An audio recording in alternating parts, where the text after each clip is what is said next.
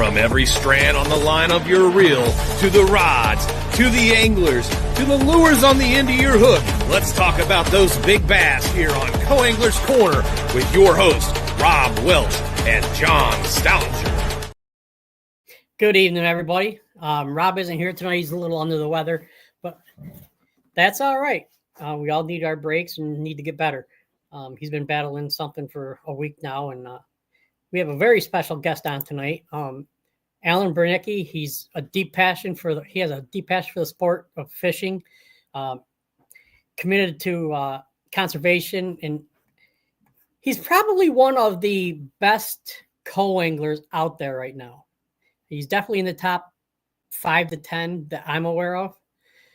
So, some of his stats are incredible. He has 5 wins, okay, 2 Toyotas, 3 BFLs, 44 top 10s, and 171 events. That's his MLF stats. So if you want to know how to get fish from the back of the boat, this is the guy to listen to, and don't be afraid to ask questions because we'll be covering that as well. So let me bring Alan on and get this started. Hello, sir. How you doing? Doing well, thank you. Yourself? Good. All right. If you don't mind, let's start off by telling a little bit about yourself, your fishing history, and things that way, so that we can get to know you.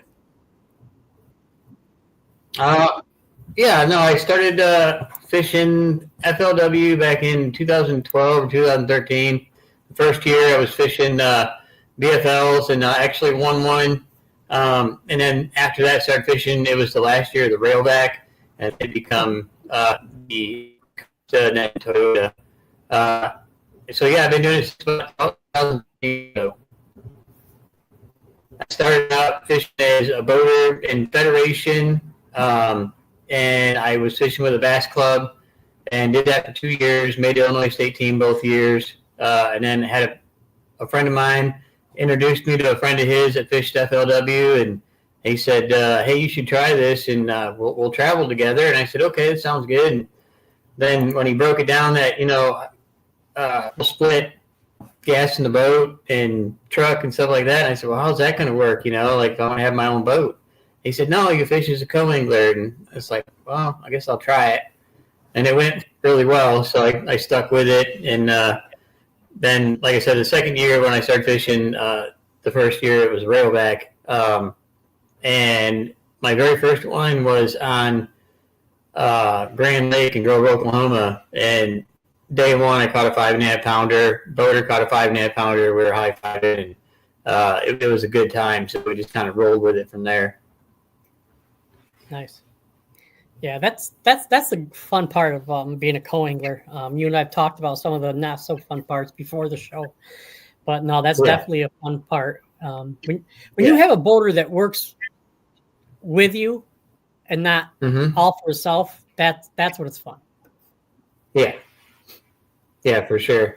Yeah, there's a lot of boaters out there. 99.9% of them that'll help you out. As long as you stay out of their way, be respectful of them, their water, their boat, and just let them know that this is like a team deal. Like, I'm not fishing for the same fish as you. I know there's a lot of co-anglers that make that mistake, that they want to catch the same fish that the boater is fishing for, and they kind of start crowding them a little bit, start forcing them to fish maybe faster or fish the way they don't want to fish. And I think the best thing you can do is try and fish a different water column, different objects, different lures, and try and fish for a fish that he's not even fishing for. And that'll make him more comfortable and relaxed and open things up for you a lot more. Yeah, you're right. I believe a lot of boat or co-anglers see their boater fishing a chatterbait, so they'll automatically throw a chatterbait. They could be throwing a square bill, or if you got trolling water on high, there's only a couple things you can do. But you could throw different baits to do the same thing. Yeah, Yeah, I learned that like pretty early on. Division for about 10 or 11 years in the BFLs, and it was Mississippi River, like La Crosse, Wisconsin area up there, Prairie Sheen. And I loved it up there. Actually, I'd won AOI 3 years in a row. Fourth year, I finished second, and then I moved here, so I didn't really get to fish up there anymore. And I really do miss it. I mean, it's a power fishing dream. Like if you like to flip, throw a swim jig, throw a frog, but it's up there. It's one of them deals where, like, if you like to throw a wacky Senko or a drop shot or a Ned rig or like throw a square bill top water, like you can catch fish like any way you feel comfortable. Normally, you can throw what you want, catch fish up there, but other fish up there, like I got to do different things in my boater, and I need to like retrain myself like how to fish out of the back of the boat, and that's because I fished, as a boater for so long. My oldest brother and I, we fished team stuff together for years before I went to fishing FLW MLF. And we won Angler of the Year like 6, 7, 8 years in a row. I mean, it was a great time up there. But for fishing so long as a boater like that, like you throw a crankbait or whatever, there's angles that you can hit as a boater, and you can't do that same stuff. You can't fish them same angles as an angler. So you have to literally like train yourself to fish completely different to be successful. So it was my fish, and it was in the spring. And I knew a great guy. His name was Ricky Martin. Great guy, great fisherman. And he went into shallow backwater with shallow grass and literally like wrecked them on the blue twin jig. And I'm like, okay.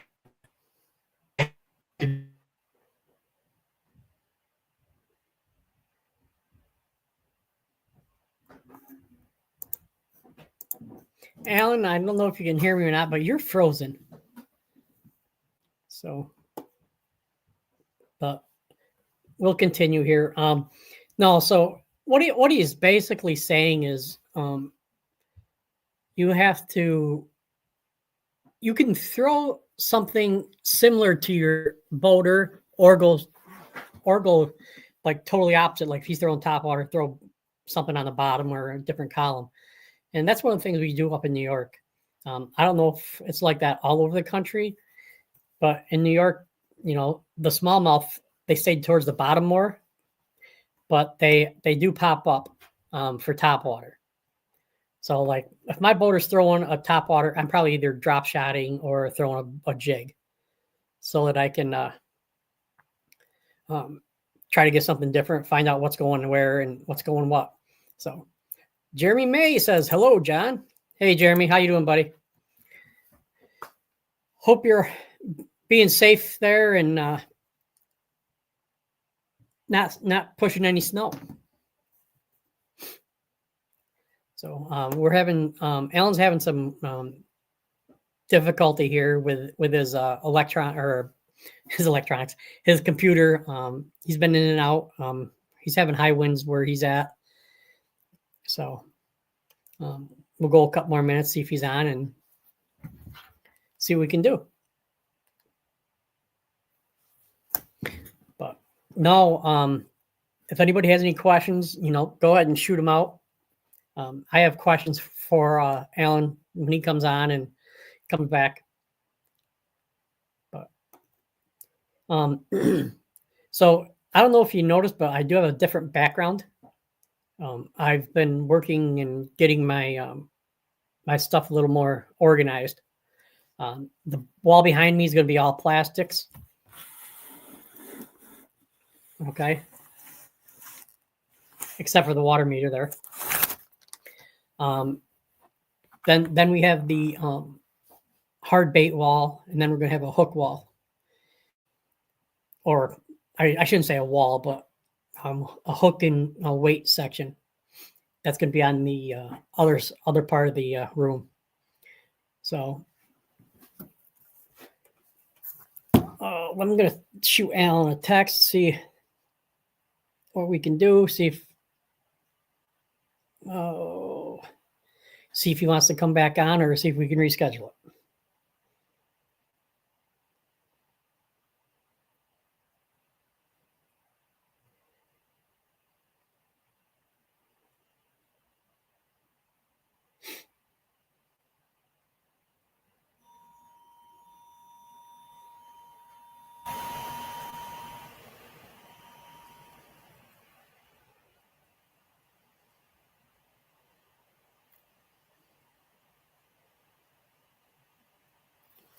my my phone's almost dead, so hopefully he gets back to us before my phone dies. I forgot to charge it. All right. All right, Sarah. Yeah, Sarah, I mean, talking to you two earlier, it sounded like you guys, you were getting some heavy wins. And I mean, if he wants to reschedule, that's something we can do as well. That's never an issue. We're not very strict here. We try to make it a fun podcast so people can learn and without pressure. Cranking with the Yankin says hello. Hello. All right. Let's see if we can get Alan back here in a minute.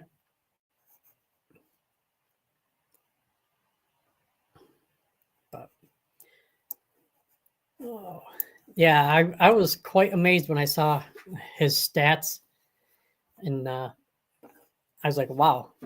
I want to get him on and talk to him a little bit about co-angling, because he's definitely one of the better sticks out there. Okay, let's welcome Alan back and go from here. Hello, sir.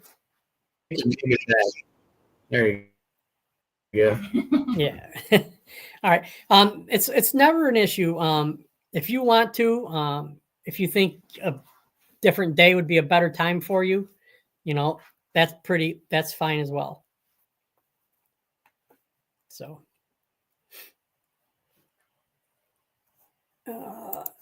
Crankin' and Yankin says it's pretty windy in Louisiana. Yeah, it is in Arkansas, says Sarah. But yeah, I think because he's frozen again, I think what we'll do is we'll shut this one down. I'll get in touch with them and we'll try to reschedule it when. Oh, hold on. Now he's going to his phone. Hello, sir. Hello, sir. Oh, you're there. Go ahead. All right. Very good. Hold on. Okay. All right. Sorry. Are we good now? Yeah, we're good. Do you want to do it a different day or?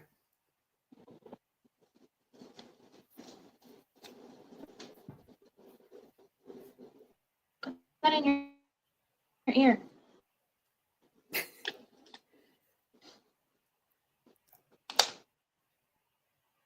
All right. Good Lord. You got it? All right. Can you hear me? I can hear you. Can you hear me? You hear me all right now? I can. Yes. All right. Do you want to All right, continue good. tonight? I changed a few things around here. So. All right. No, I'm actually on Sarah's phone right now because Okay. I don't know what happened. Like I said, we're having some crazy storms out here in Arkansas right now. Yeah. So for some reason with my laptop, it went down twice. So we switched it over to her phone. So. Okay. Do you want to try it a different day? I'm good if you are. I'm good. All right. So I'm good. I think I'm good to go now. all right.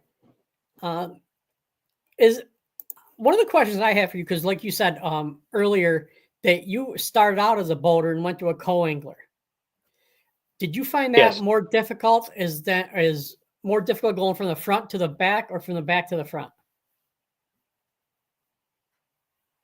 Well, the thing is, when I fished as a boater, you find a lot of like if you can throw a crankbait, you're having angles, that you need to hit with the crankbait, and you can't have them same kind of angles out of the back of the boat. So you have to like completely retrain yourself to fish completely different out of the back of the boat than if you were as a boater. And I think that's where a lot of co-anglers are kind of having the hard time adjusting because they still want to like throw towards the front of the boat like they would if they were a boater, and fish for the same fish that their boaters are fishing for, and it's not working out. So, like I said, from a very like early on, starting as a co-angler, I had to train myself to fish completely different from the back of the boat. Hold on, so Use music on. different kind of angles. Are you playing music in your ear? Yeah. Hold on a second. No, that's fine. I could hear the music, so I knew it was playing music in his ear. There you go. Go ahead, honey. Can you? Yeah. All right, I can hear him good now. Sorry, I knew that was probably playing music in your ear. You can still hear me, right? I can. Oh my god. Yeah, it's still You playing fucking- music. Go ahead. So, but it's okay. I can't hear the music. So,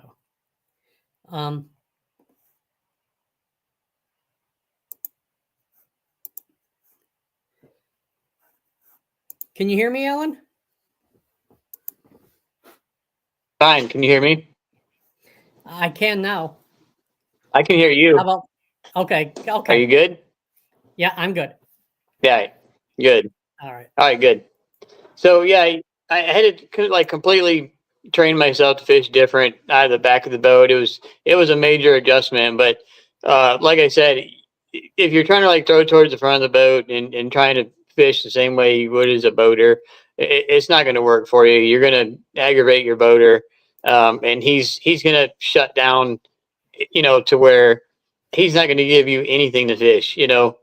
Like I said, if you can try and make him feel like it's almost like a team event, like you're two buddies going fishing. Yeah. He's going to get more relaxed, more open.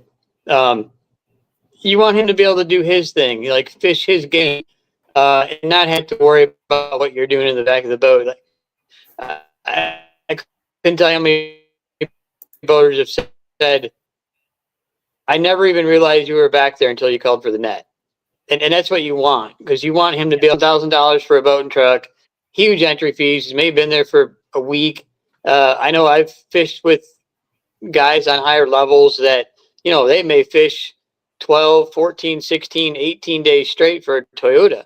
So they put a lot of time, a lot of money in. So you want to make sure that they're doing their own thing and you're not harassing them out of the back of the boat, And so you play your game and you try and catch, the fish that he's not even fishing for, and it's going to work out for you pretty well usually. Yes. Yeah, it is. I know we talked earlier, and then you could definitely tell the difference between a good scoper and one that's not a good scoper. And I didn't realize that until a couple of years ago when I fished behind Kyle Patrick and in an open. Okay. And just watching him fish, I was like, wow, he's hitting everything.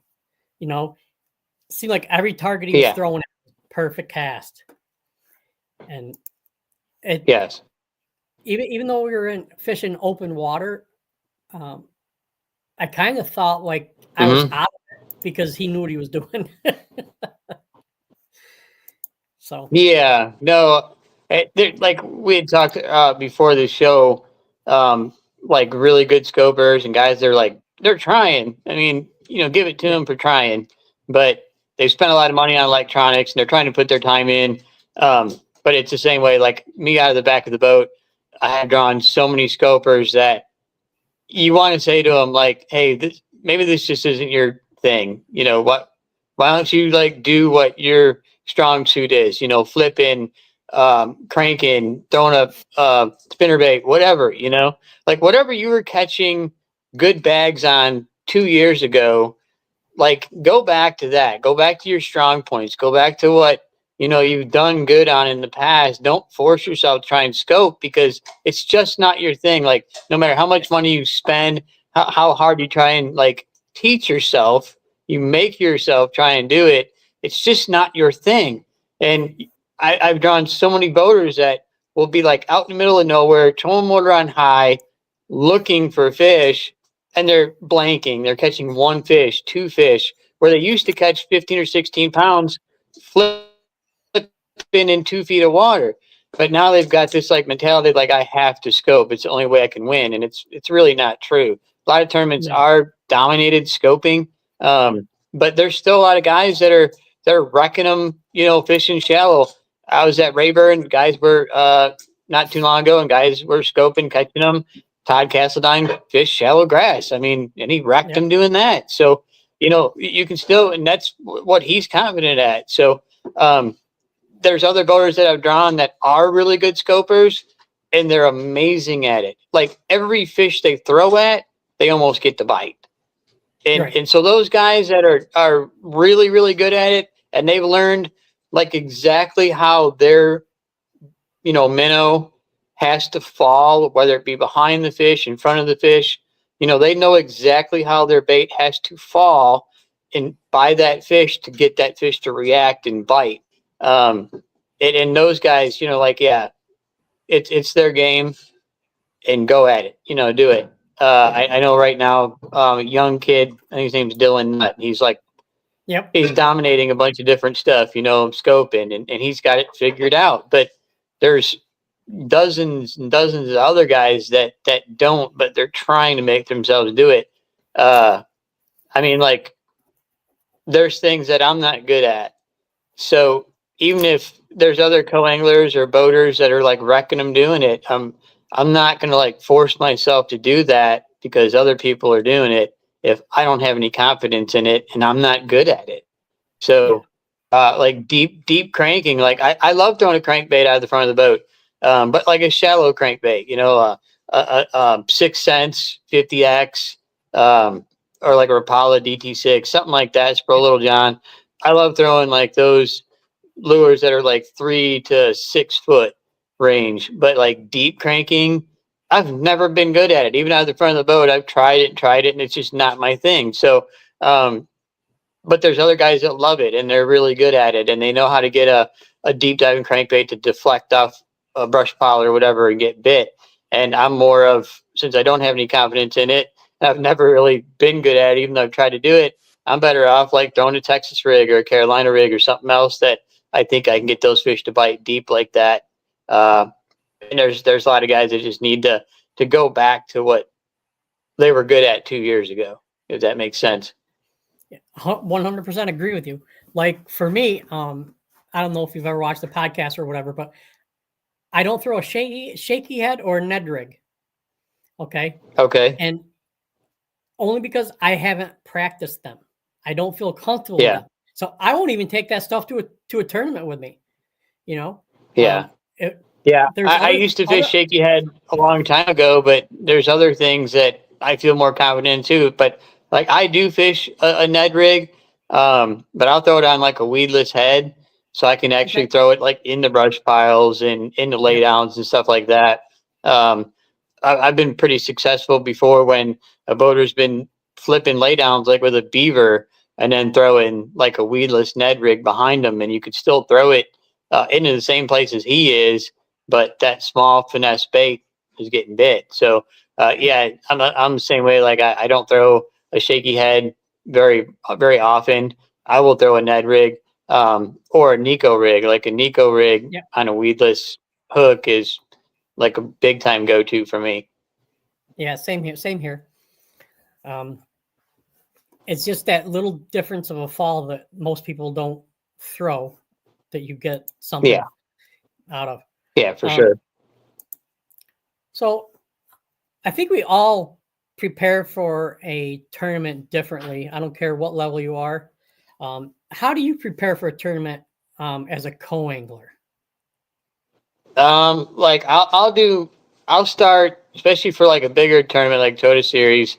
I'll usually start my practice a month before the event, like preparing, like watching weather, watching videos, especially if it's like a body of water. Sometimes you may fish a body of water, you fished it in October, but that was the only time you've ever been there. You've never been there, let's say, like in April. So now it's going to look completely different from October to April. So I try and look up videos. I look up tournament results from April, from that lake, videos from that lake. There's so many professional fishermen out there that post all kinds of videos from their GoPros. Watch them videos, like see what they're throwing, what colors that time of year. In the background, you can see what the water, a lot of times you'll be able to see what the water quality looks like. If it's clear, is it muddy? You can see stuff in the background. Pay really close attention to what they're saying. If they're talking about, like, oh, I'm marking a lot of bait in, 6 foot of water, and it's in April, then you kind of know, or they say, all the bait's deep right now. So I usually like start my preparation well in advance, and make sure you have everything you need like before you even walk out the door to head to that tournament, because especially like in a multi-day event, and if you're going to practice for a few days, 3 days, with a professional, and a lot of times you go to these places and even though they may have tackle stores, you're going to need something that you can't find there. It's going to be sold out because it's what works there that time of year. So try and do your homework and make sure if there's a certain thing you need in a certain color, you have plenty of them before you even go to that event. If you know it's going to be a big scope and tournament, make sure you try and get your hands on, 3 or 4 different colors of like depth stock Kamada shads and stuff like that. If it's going to be a grass tournament, let's say Gunnersville, make sure you have plenty of red stuff, red, jackhammer chatterbaits, red lipless, and make sure you have everything prepared. I bring a big tote with me. In the boat, I have a 4-liter backpack, Sims backpack, and it fits 3,700 boxes. One is just terminal tackle. The other one is crankbaits, jerk baits, stuff like that. And then the other one is jigs, spinner baits, chatterbaits. And it has a second pocket that I can have plenty of plastics in. It's got, room for sunglasses and pliers and scissors and like anything you can possibly imagine can fit in there, but it's still not huge. You can put it on. I put 2 rod straps on my rods. And so when I'm going to my boater, the rods, I can literally, like if you grab 2 of the rods with them having 2 straps on there like that, you can just carry it like a handle almost. Have the backpack on. You got a free hand to do whatever you need to do. Carry, your lunch or whatever, drinks, rain jacket, stuff like that. So, but I do that way. So yeah, my preparation starts pretty far in advance for a tournament, just to make sure I have everything that I'm going to need. Yeah. And, I do the same thing. Like, I know the Toyotas are going to St. Lawrence River for me, St. Lawrence River, Lake Champlain, and Potomac every year, without fail. Yeah. So, I mean, I can just count on that and go back and like, okay, I'll watch different videos because I want to learn different parts of the lake or different nuances that people do. Because you can throw a Ned rig, I can throw a Ned rig and be 2 different things. Yeah. Yeah. Yeah, for sure. Yeah, it's crazy too, like how you have your staples, like let's say you throw like a wacky Senko, like, green pumpkin if the water's clear, watermelon red, if it's clear, if it's stained, you might want to throw a June bug or black blue fleck. But there's so many lakes around the country that at certain times of the year there's these odd different colors, that like really, really catch fish. So last year I was at Chickamauga, and I think it was around March, early April, and the fish were some were spawning, and there was a lot of like fry garters and stuff like that. And there was a certain color Senko that just really shine that time of year there, and I, of course, I had them with me, and on day 2, like absolutely wrecked them on it, and I actually had 3 bags in one bag, and in one tournament went through 3 bags of the same color, Senko, and my boater like 10 times turned around. He was like, dude, what are you doing back there? And they were biting it so good. Like I had one where he was going down the bank, and there was like a little indentation in the bank, and I threw it up there and I hooked one, and it was about a 3.5 pounder, and it jumped and spit me, and we were in really shallow water. And so he went back into this big bay, and I caught 8 or 10 keepers back there. And matter of fact, he went to the very back of it, and there was like a culvert that went back into like a backwater you couldn't get into. And he power pulled down and fished there for like 20 minutes. And he power pulled up and turned the boat, and I made 1 cast with that color Senko and caught a 3.5 pounder. So, and then he went back down the bank, and we were back there probably like an hour and a half. And when he went back past that indentation, that 3.5 pounder bit that Senko again, and I caught it the second time. Even though I'd hooked it, had it halfway back to the boat, it jumped and spit me. That same exact fish bit an hour and a half later, and I got it that second time. So, knowing stuff like that, Rayburn, same thing. Like if you go there, like in May, there's a certain color. It's a brim color that you just wreck them on that time of year. So it's just knowing different stuff like that, doing your homework about it, and making sure that you have everything that you need before the event, so you're not scrambling the night before the tournament starts trying to get different stuff. Yeah. I go on. I'll go through the local shops and look just to see what they have. Most of the time, I'm like, well, I'm comfortable with what I have, but if it's just a color change, like you're throwing a plastic stick bait, and they have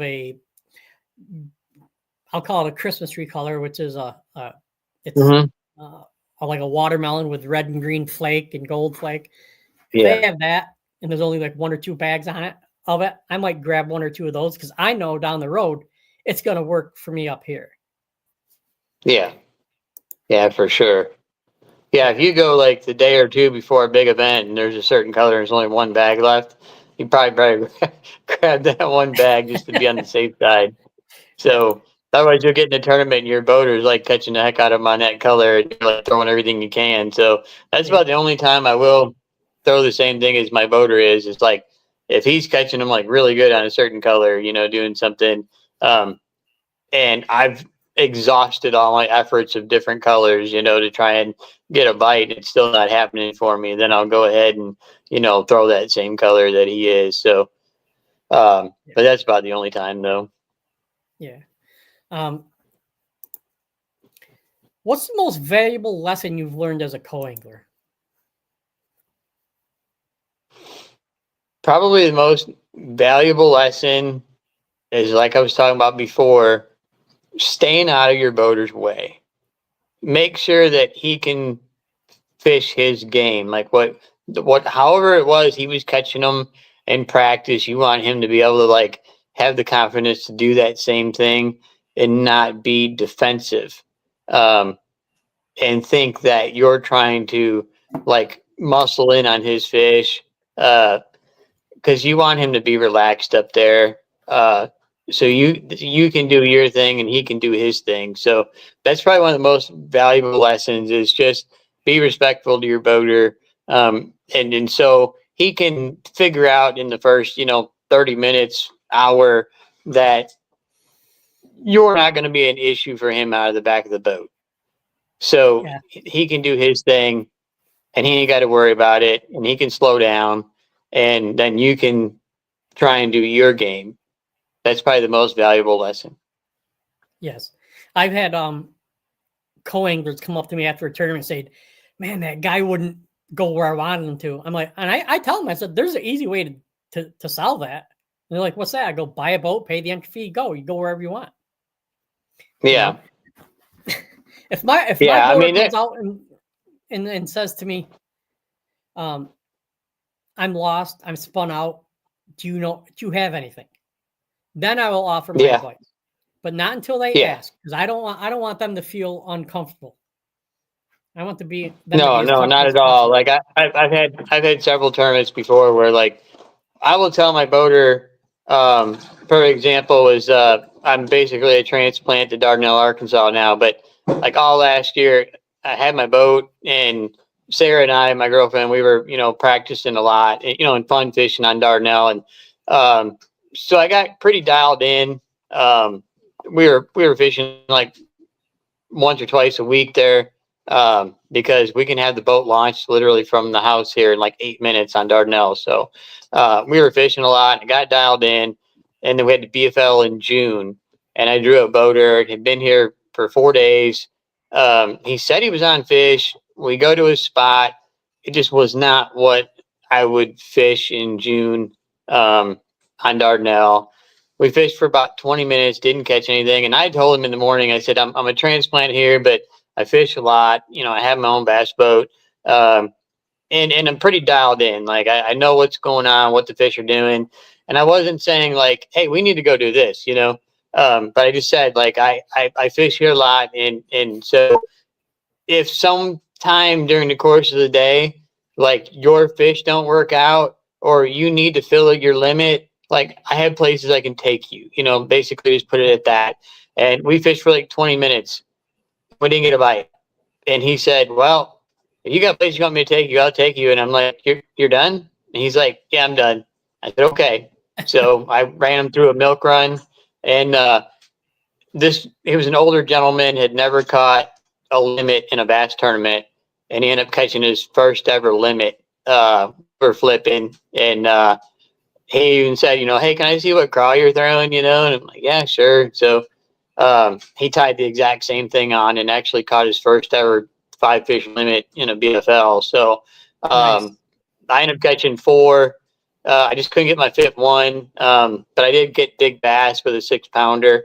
I think I finished 4th in that event. But you know, the same thing. Like I've had several tournaments before where I've had boaters, you know, and I've told them like, you know, in practice I caught him doing this, but same thing. Like wouldn't say like, hey, we need to be doing this. We need to be doing this. Like let them do their thing. If halfway through the day or whatever, like it's just not working. And I mean that's the way it is. Like there's a lot of boaters that put their time in, and they're great fishermen, and they've found them in certain places, but then when it comes to game day, them fish move, they leave, they change. They're just not doing what they were doing in practice, you know. Maybe a cold front came in the night before and it just totally shut everything down. The shad went deep, the fish disappeared. It happens. It doesn't matter how good of a fisherman they are and how much time they put in and how much homework they did. Fish change, they leave, they do different things. So if halfway through the day it's just not working out for them, because I want them to catch fish too. Like I tell my boaters all the time, like if they say like, oh man, I'm really on them, I tell them straight out, I'm like, hey, you catch all the 4-pounders you can, just leave me the 2-pounders, I'm happy. So because 90% of the time, unless it's some kind of crazy slug fest like Guntersville Spring, if you're a co-angler and you catch a limit out of the back of the boat, if you do it both days, you're most likely going to be fishing championship Saturday. So the BFLs now with it being a 3-fish limit, that's really changed things a little bit. I fished the season opener on Lake Hamilton, Hot Springs, Arkansas, Saturday. And I'd never fished there in my life. And I was, you know, I was working in Texas and I didn't get a chance to practice. Kind of knew what to do there. And I drew a boater, great guy. And I had caught my 3-fish limit pretty early. And I had one pretty good largemouth and then a couple decent spots. And during the course of the day, I called out them spots where I was able to weigh in, you know, 3 largemouths. But I caught like, I don't know, 10 or 12 keepers to call up to what I had. And I asked him, I said, you know, what's the normal weight for here? And he goes, oh, you're going to be like top 20, like no problem if not top 10 with what you got. And I'm like, oh, that's encouraging. Well, I weigh in, I finished like 32nd. And I was like, oh gosh. So, but, you know, then you talk to a couple of co-anglers that finished like in the top 20 and they're like, yeah, I got 3 bites all day. So yeah, the 3-fish limit in the BFLs is really going to like shake things up and make things different. So, I even like after I had my 3-fish limit, I actually like swung, you know, for the fence, like threw a big glide bait for a couple, 2-3 hours, just never got a bite on it. But it's something that I knew like if I got a bite, it was definitely going to be a big upgrade. So, you know, I tried doing that and it didn't work. And I know during the course of the season with BFLs, like that kind of mentality, doing those things is going to pay out. See, I guess by the end of the year, what my opinion is on the 3-fish limit for BFLs. So, but yeah, definitely getting back to Toyota's, make sure you stay out of your boater's way and let him do his own thing. And so he can catch 4-pounders, you can catch 2-pounders and fill out your limit and make championship Saturday and then try and win a boat. Yep. Yeah, I agree with you. Like for me, when I go as a co-angler and a couple things I'll do right off the bat. I'll give the boater money and tell them, if it's not enough, let me know. I'll give you more. Okay. I'll say anything in my tackle box, if I'm getting them on, you can use. And my wife made us a dozen homemade cookies. Yeah. Have some whenever you want. And I don't have a problem with boaters. Yeah, no, Sarah's the same way in Toyota Series. She makes my boater peanut butter and jelly, and she slices up Bridgeford summer sausage in a plastic bag, and same thing. I'm like, here you go. She made you a peanut butter and jelly, and hope you like strawberry jelly. Go from there. Yeah, and if not, you can eat it. But yeah. Oh, I will. I'm the same way. Like my snacks are like, I'll bring 2 peanut butter and jelly sandwiches, pepperoni, Swiss cheese, and dill pickles, and then water. Oh wow. Plus cook a dozen cookies. Yeah, I do the Belvita bars a lot. The packs of Belvita bars, I eat a lot of those when I'm in tournament. I can fit 3 or 4 packs of them in my bag pretty easily, and I usually do a couple bottles of sweet tea, and I'm usually pretty good there. Yeah. Andrew Pulliam says hello, and Jeremy May says hi, Alan. May, how you doing, guys? Thanks for tuning in. What do you think separates a good co-angler from a average run-of-the-mill co-angler?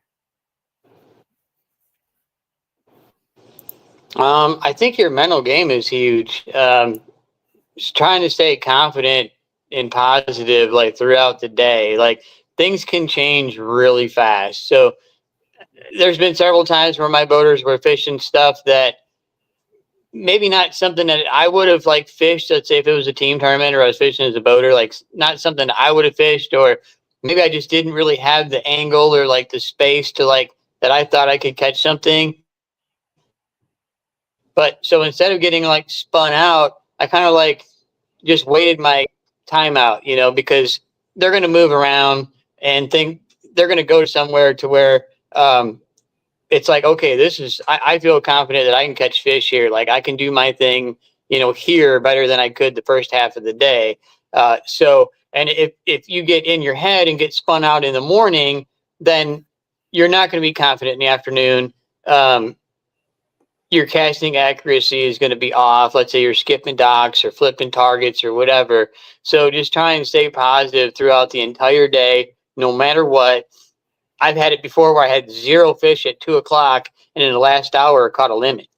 So just stay positive like all day. Like anything could change. Like you might have 2 little squeaker keepers like all day, and then at 1:30 catch a 6-pounder. I mean, it happens. So and those kind of fish are game changers. So you just have to stay focused and stay positive. And as long as you stay positive, you don't want to be like sleeping and get that bite that's going to be a game changer, change your day around, change your tournament around. And since you're kind of spacing out, like looking at birds or whatever and watching boats, so because you're bored because the first half of the day didn't go well, you're going to end up like blowing that fish, missing that fish, losing it, whatever. So just stay focused all day, stay positive. It can change like any minute. So I would say your mental game is one of the biggest things to being a good co-angler, for sure. Yeah. All right. We have a question from Christian. He says, "What's up, Al? What's the secret color Senko for Geneva? He's been struggling." Oh, Geneva? That lake, it is so ridiculously clear. So like your watermelon red flag, those are like your like best colors there. Especially when the water warm up a little bit, the watermelon red flag, because it does have a lot of grass. A drop shot there I know is deadly. Like when I had fished there, I haven't been there in a few years now since moving down south, but I used to fish like a green, like a nose hook on a drop shot, like some type of a green robo worm. Any type of the green, opaque green colors like that worked really, really well there. I know Lake Geneva has, when you go in like them sailboat yards and stuff like that, every one of them buoys has a chain or a rope that goes down to a big concrete block, and those fish like really got around those concrete blocks really, really well. So a lot of times you're fishing a little bit deeper there. So I would throw that drop shot like right next to those things. So it'll fall either on top or right next to those concrete blocks. And that's how I used to do really, really well there. You know, a really natural colored jig, you know, green pumpkin brown is another thing. That lake is so clear that you really have to stay with a lot of natural colors there. Yeah, that's it. You're singing the song that we use up here all the time.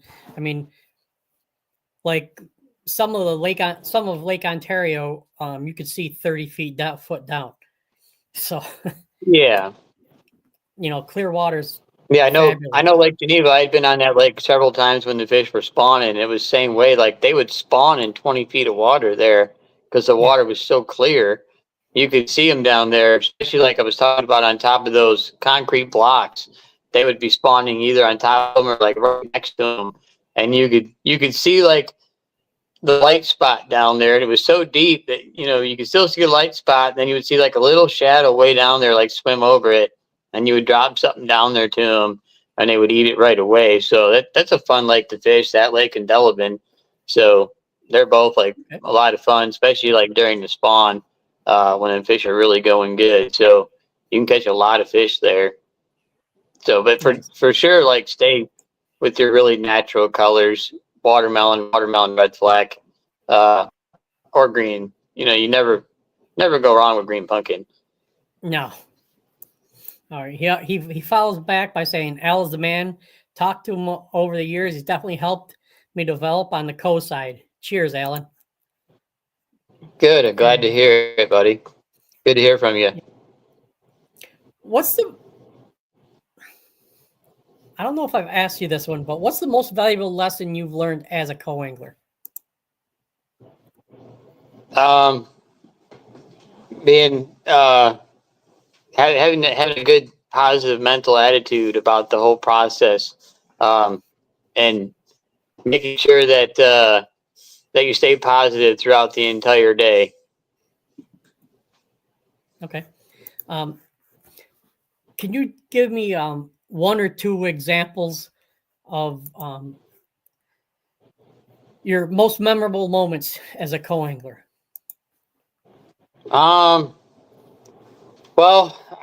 unfortunately, probably a few of them have been losing really big fish. Probably like most memorable, but I fished with some great guys in my lifetime. I fished with Zell Rowland once. I fished with Roland Martin once. Matt Airy, Alex Davis.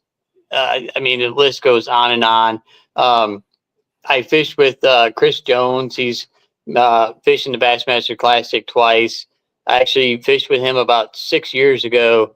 Final day of the Costa on Grand Lake. He won on the boater side. I finished second on the coast side. But him and I actually practice together all the time now, and there's so much to learn from a guy like that, But there's been some really fun times. Going back to you were talking about the Potomac. So my first All-American 2019, I fished with Matt Stanley. I think he's from Tennessee. Really nice guy, great guy. And you got to play the tides there. And we had found some fish on a like an eelgrass flat. It was like a hump in the river.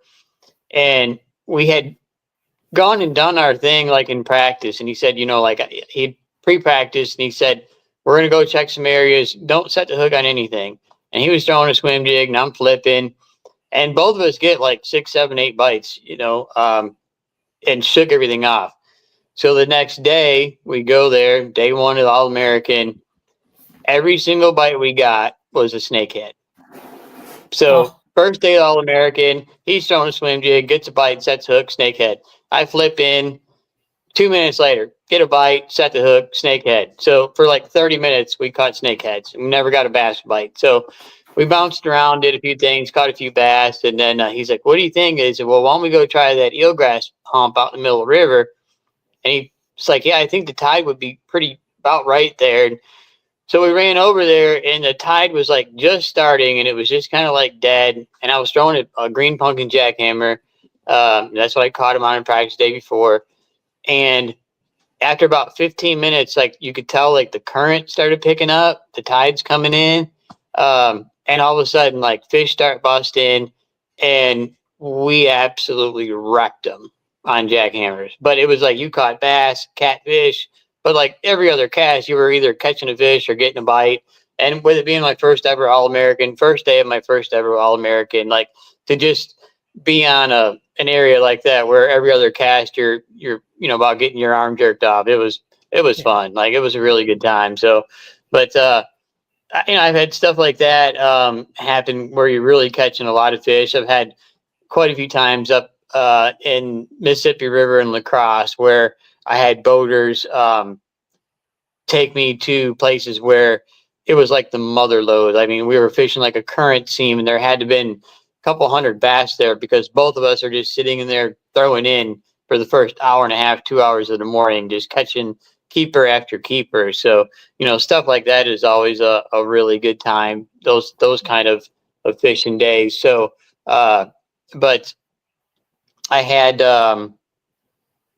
this year, I won the Rayburn Toyota about a year and a half ago, or about a month and a half ago. I won it, and days 1 and 2, I caught majority of my fish on a drop shot, a few fish on an A rig, Carolina rig. But the third day, I drew Cole Moore, and he was a scoper, and he was an excellent scoper. Like he was one of them guys that almost every fish that he saw on scope, like he was able to get the bite. So it was cold, and I kind of knew with him being such a good scoper, like me trying to shake a minnow behind him just wasn't going to really be a very good idea for me. So I stuck with the A rig, and we fished a lot of deeper water, but I was able to fish because a lot of these fish like he had found in practice. So he wasn't actually like looking for fish.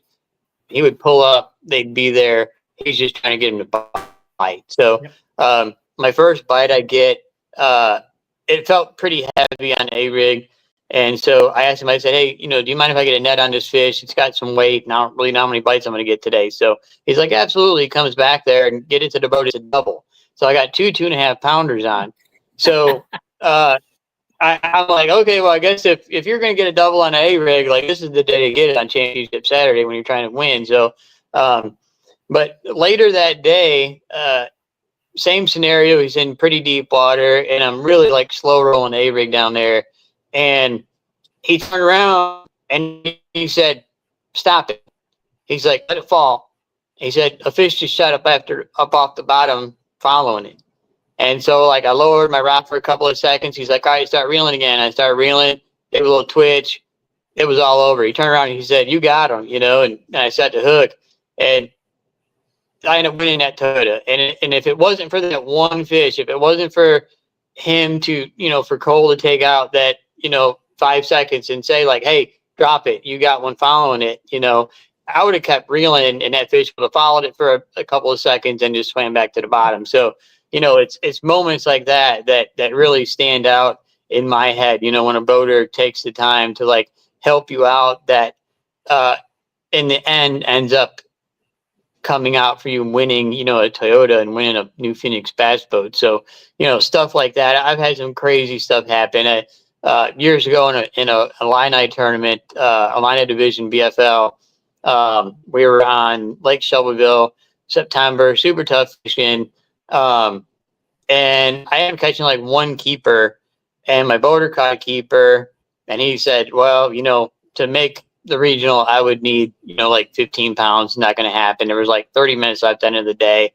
And he said, I told him, I said, I think if I catch 2 keepers, like I'd for sure like make the regional. Like I had missed a BFL. Like I was only able to fish 4 out of the 5. Okay. So I was like down into points because missing a tournament. And he said, "Yeah, he said, so if you catch 2 keepers, you'll for sure make the regional. I'm like, yeah, I think so. And he said, all right, pack up your stuff. Pack up. We run like 5 minutes, and he pulls his like little tiny pocket, and he's idling, shuts down, drops trolling motor. And he said, all right, see that lay down on the left? I said, yeah. He said, I shook off a 2-pounder there yesterday. He said, you got a jig or something? I'm like, yeah, I got a jig. And he never picked up a rod or anything. And he got up next to it, and I flipped my jig in there and thunk, set the hook, 2-pounder. He's like, all right, congratulations, you're going to All-American or to the regional. So, I mean, stuff like that. I mean, you really draw like some excellent human beings, as being a co-angler. So, and not to mention like the stuff that you can learn from a lot of these guys, like little tricks. Like, I've fished a couple different times with like Kyle Cortiana, and like he's taught me a few tricks that like you'd never even think of, and then you go do it in a tournament, and like there was a trick he showed me with like a Kitech and a ball head and like stuff like that. So like 2 weeks later, I go fish the BFL on Table Rock Lake, Ozark Division. And if it wasn't for me having a brain fart and calling around fish, I would have won. But I finished in second in that event and caught almost every one of them on that little trick. So it's stuff like that you pick up on from a lot of these guys that really help you out as a co-angler. Yeah. All right, we're about done here, sir. But I do have one question I have to ask you, so I can sleep tonight with my eyes closed and not one eye open. All right, what's your favorite homemade cookie? My favorite homemade cookie? Yes. It's disgusting. Oatmeal raisin. It's disgusting. Ew. I have to side with Sarah. Okay. Yeah. Oh, so you heard her say you. Yeah. I'm a sugar cookie. Like yeah, she's a sugar cookie girl. I'm oatmeal raisin, but I tell you what, though, those cranberry ones or whatever from Subway. Oh no, the cheesecake ones or whatever. Those are pretty good. So, but then cowboy cookies too. I like cowboy cookies. So they got a little bit of everything in them. Yeah, they do. My wife just made some for a customer today, or one of the ladies she works with, because my wife is a baker, and oh, nice. Well, that's her side business, and so my favorite same cookie here. is sugar. I'd be 500 pounds. My favorite cookie is the sugar cookie, and she doesn't like making them because it takes 2 days. Yeah. And so that's Sarah's favorite sugar cookie. So yeah, I grew up eating sugar cookies though. My mother made sugar cookies like constantly. I don't know. I think my dad liked sugar cookies, so she used to make them all the time. And I think I ate sugar cookies from the time I could remember, until the time I left the house, as a teenager. So I think maybe that's why I don't eat sugar cookies anymore.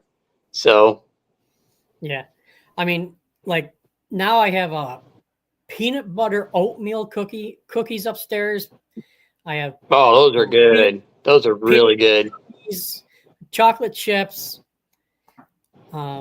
molasses, snickerdoodles. It's it's a shame here. Yeah, I know. What was it? I think it was like oatmeal raisin, but it had like chocolate chips and peanut butter in it or something. Oh, that was good. So those are really good. Yeah. So. All right, sir. Well, hey, you all ready? You all ready for your season? Oh yeah, I'm ready. Can't wait. Good. The ice just left, so we'll be going out here pretty soon.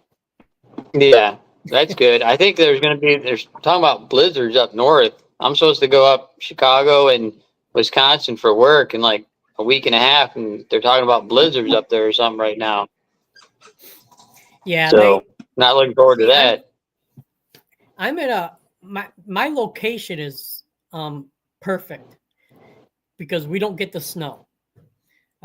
Okay. Where I'm originally from, up in Fulton, New York, they had, I think it was, they had like 200 inches of snow this year.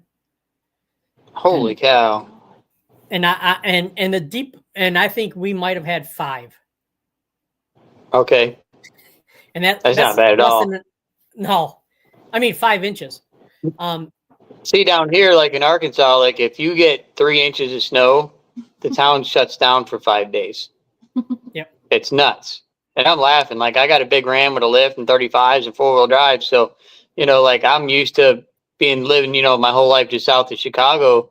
If you get, like you could get 2 or 3 inches like overnight by 7:30 a.m. Like the roads are clean and clear and you're going to work, and down here, no, it's not like that at all. So yeah, I remember years ago I want to say it was 1993.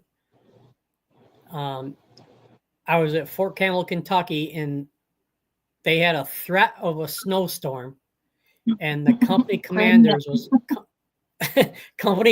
was going around and knocking on people's doors that were from the north and telling them to go sign out a vehicle because because the people around the community around them, they're not used to it. They can't drive.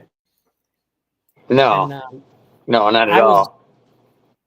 I was a little bit younger, so I might have been had some alcohol in me. Yeah.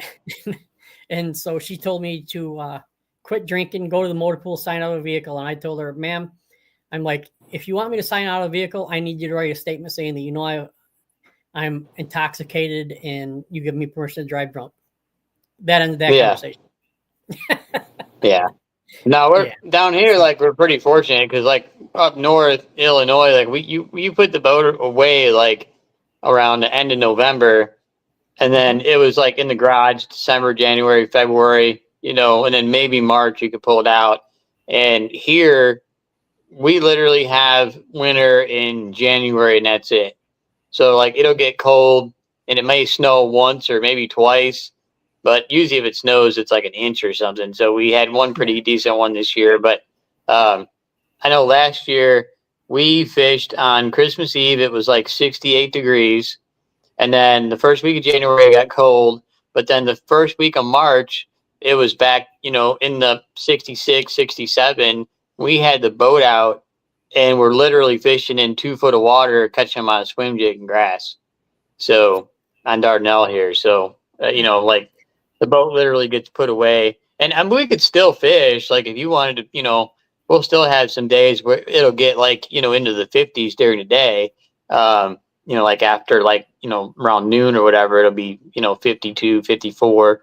And the sun feels good. The sun's really hot down here. So, I mean, you could still take the boat out in January if you wanted to bundle up, and do it. But I guess maybe we're a little too fair weather fishermen, or I think the big thing is like I'm trying to. Yeah, Sarah is definitely a fair weather fisherman. 75 and sunny, she's happy. But the big thing too is though we fish all the way until like our tournament season goes all the way until around second week of November. That's when Toyota Series Championship is. First, second week in November.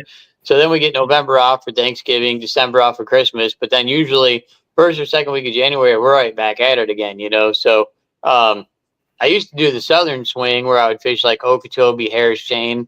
But the last like 5 years I've been hitting Texas, I absolutely love Texas. I love Sam Rayburn. So it's one of them lakes where it has so many fish in it.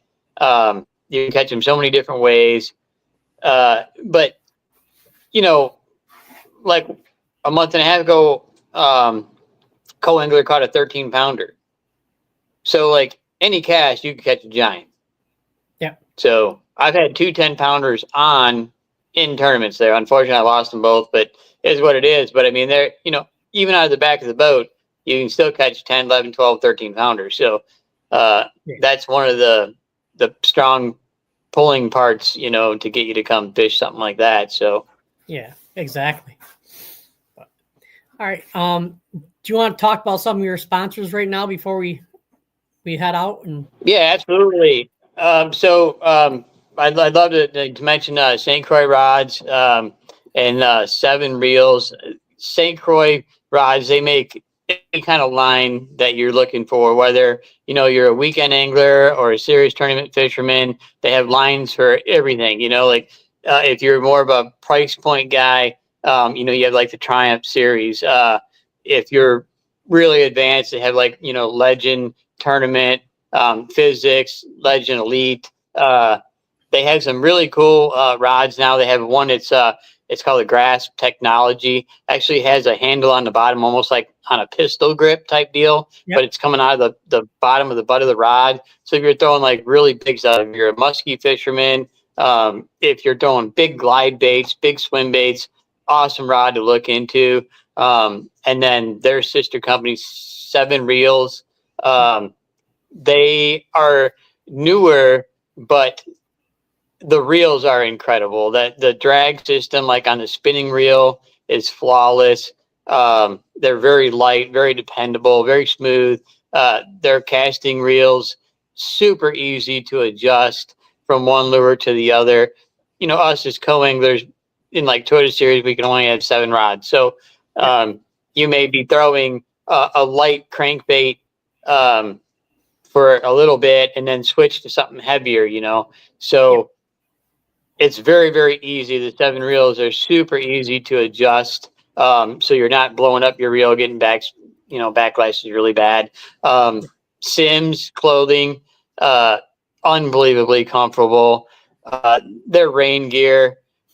I've used other brands of rain gear in the past, and after a season, all of a sudden come spring, you put it on and you get poured on and you get wet. You get a wet crotch, you get wet shoulders, whatever it is. So Sims completely different year after year. You can buy one set of rain gear and it's going to last you for years. You're never going to get a leak or get wet. Their other stuff, very comfortable. Like even if you just want to buy a t-shirt, super soft, and it's going to last you a while and not shrink up like some other stuff like that. So yeah, definitely with your clothing needs, that's definitely something that you want to look into. Omnia Fishing, that's a really cool website to go on to. They have fishing reports like I do them myself. I go onto a lake and I catch fish. I'll post a picture in their forum, and I'll have, and everybody does it too, like not just me, but you go and you say like what the water temp was, what the water conditions were, water clarity, what you caught them on, what color, and tons of guys do that on Omnia. And so then let's say I catch them on a certain color jackhammer. And so you're like, okay, well, I'm going to go to that lake this weekend. So they actually have an online tackle store, just, like Bass Pro or whatever. So you can go and you can like click on that color jackhammer that I used, or that color plastic, or that crankbait, and it'll take you right to it, and you can add it to your cart.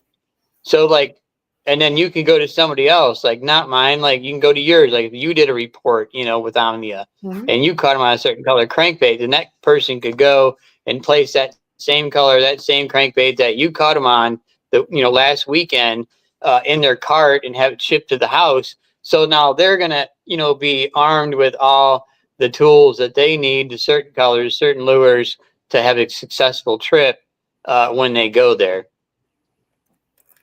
Nice. All right.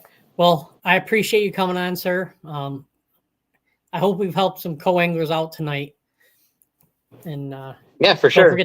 And I hope at any event, if anybody sees me, wants to come up and say hi, and if they want to ask a question, like in person, I'm totally fine with that. I'm super easy to confront and get along with. So sounds good. All right. Well, you and Sarah take care. Whether batten down the hatches and till the windstorm gets out, and you take care. Yeah, for sure. Thanks. Thank you very much for having me on.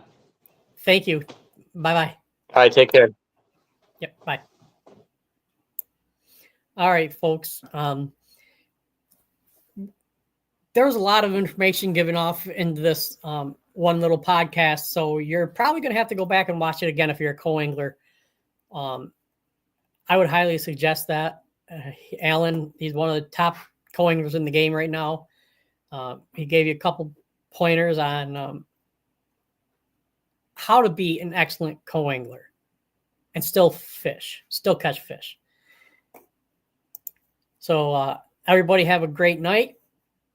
Be safe. Tomorrow we have Mark Davis on. He's going to be talking about deep structure fishing. So hope you tune in and get to watch that one, and take care and be safe. Rob, see you tomorrow.